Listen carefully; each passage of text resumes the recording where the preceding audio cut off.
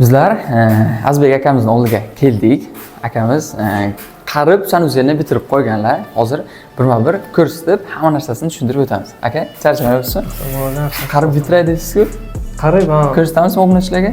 Mayli, devorlarni Bitta ko'rsangiz, keyin birma-bir tushuntirib o'tamiz.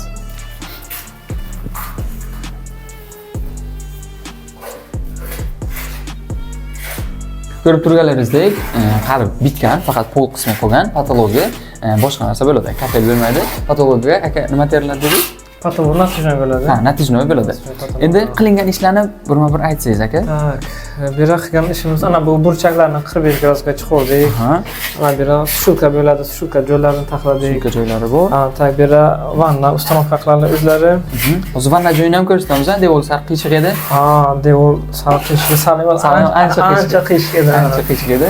Hozir ishlarni ham ko'rsatamiz graduslarni. Bu yerda rakam joylari, uni ham testik nimalarni, bu yerda unitaz joylari. Devor ishlarini tugatib bo'ldik. Xudo xohlasa bugundan yana polni boshlaymiz ishini. Pol qismi qoladi.